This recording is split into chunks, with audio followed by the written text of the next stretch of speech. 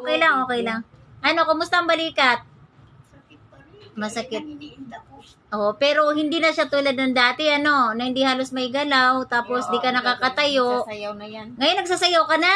Oo, habang ako nung anak ko, pinabitawan ko, nagsayaw ako. Ay, grabe naman. Wala, isa pa lang napak yun, oh. Pero malupit. Kaya na mag-usap din sa ano. Oo, siya, sige, sige. Gusto ko makita nakakatayo talaga si nanay. O, yung ano ha? Oo, Yung bagay na mabawal sa akin. Bibili nga ako ng sitaw. Tapos, ang Mamaya, hindi ko bawal mamaya. sa akin. Hindi. Oh, wag bawal sa Ang kanya. ang sabi ko, tanggalan ka muna bago. Oh, di ba? Ang ganda na ng mukha mo kasi sa dati. Oh, kayang-kaya na nga. Nakakatayo na talaga. Ang galing naman. Oh, di ba?